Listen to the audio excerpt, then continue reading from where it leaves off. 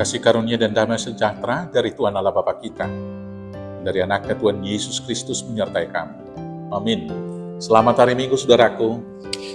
Dengarkan firman Tuhan hari ini dari 1 Korintus pasal 4 ayat 1 sampai dengan ayat 5. Demikianlah firman Tuhan. Tuhan adalah satu-satunya hakim.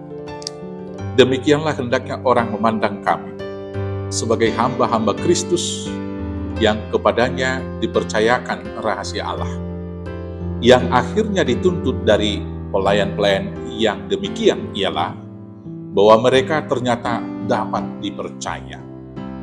Bagiku sedikit sekali artinya, entahkah aku dihakimi oleh kamu atau oleh suatu pengadilan manusia. Malahan diriku sendiri pun tidak kuhakimi. Sebab memang aku tidak sadar akan sesuatu, tetapi bukan karena itulah aku dibenarkan. Dia yang menghakimi aku ialah Tuhan. Karena itu, janganlah menghakimi sebelum waktunya, yaitu sebelum Tuhan datang.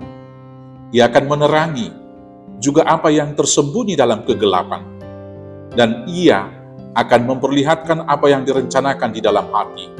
Maka tiap-tiap orang akan menerima pujian dari Allah. Demikianlah firman Tuhan.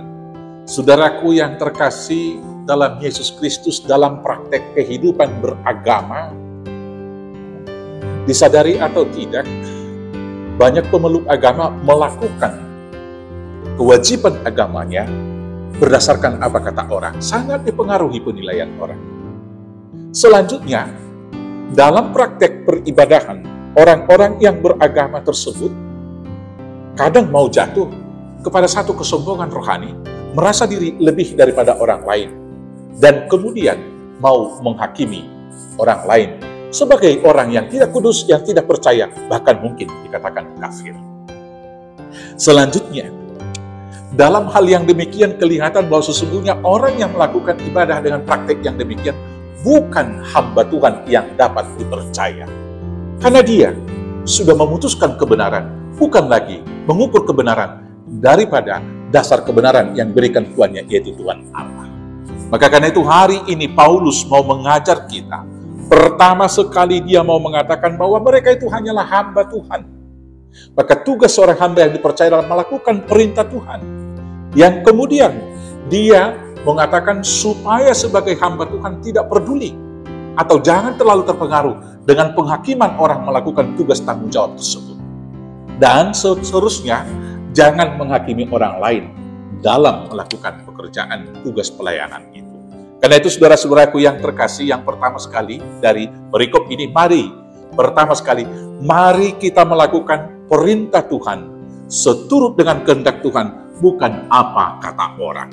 Saudara-saudaraku, sebagai orang percaya, ketika melakukan ibadah bisa saja orang berkata lain terhadap kita. Ketika kita rajin berdoa, bisa saja orang mengatakan kita orang munafik, doanya panjang dan lain sebagainya.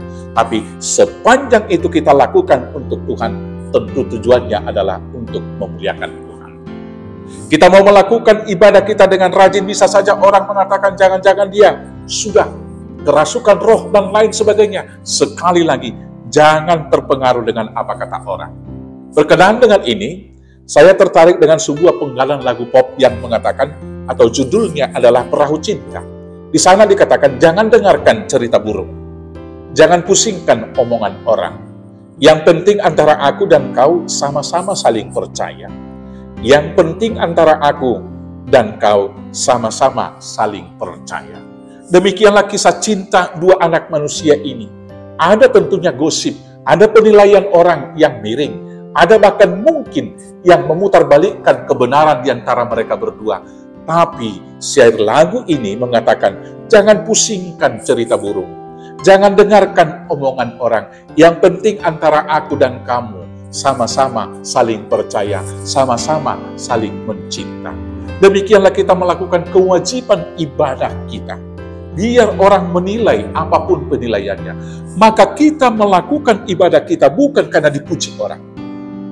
Atau sebaliknya, ketika kita dicela, dikatakan munafik, jangan pernah mundur dan kecewa.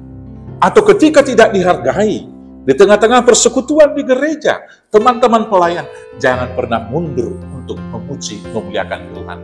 Karena keabsahan pelayan kita bukan ditentukan apa kata orang, tapi ditentukan oleh cinta kasih Tuhan. Itu yang pertama. Yang kedua, Bapak Ibu Saudaraku yang terkasih, Tuhan telah mempercayakan kepada kita tugas pelayanan ini. Syarat dari seseorang dapat dipercaya adalah ketika dia komitmen dan konsisten memegang apa yang telah ditetapkan oleh Tuhannya kepadanya. Itulah hamba yang dapat dipercaya.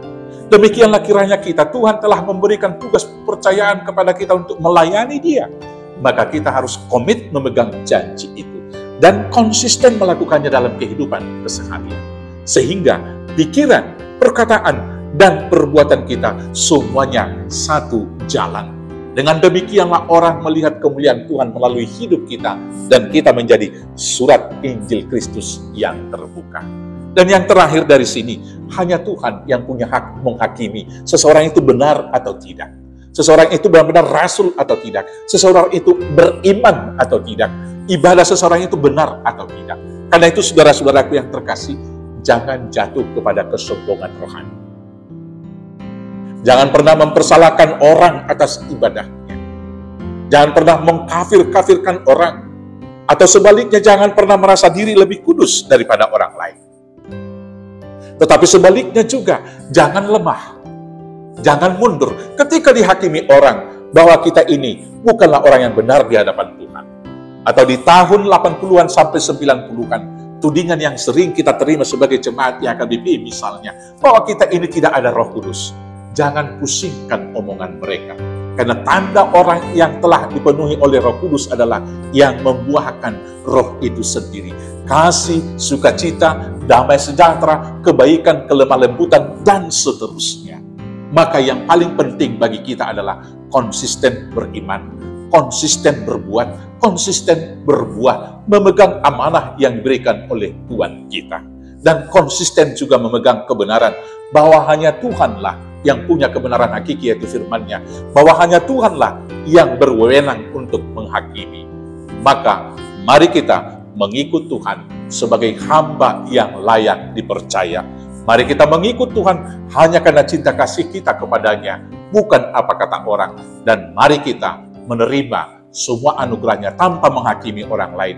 Ialah akhirnya ketika Dia datang, Dia dapat melihat hati yang tersembunyi, dan apapun yang tidak kelihatan selama ini akan menjadi kelihatan pada Kristus datang kedua kali. Tuhan Yesus memberkati. Amin. Kita bersatu dalam doa. Terima kasih Bapa yang baik. Mampukan kami sebagai hamba yang dapat dipercaya, konsisten melakukan firman Tuhan, bukan terpengaruh oleh apa kata orang. Dan kiranya berikan kami senantiasa kerendahan hati, agar kami tidak tergoda menghakimi sesama kami. Biarlah hanya Tuhan yang dapat menghakimi hidup kami, layak atau tidak di hadapan-Mu. Di dalam Yesus Kristus Tuhan Juru Selamat kami yang hidup. Amin. Selamat hari Minggu, Tuhan Yesus memberkati. Horas, horas, horas.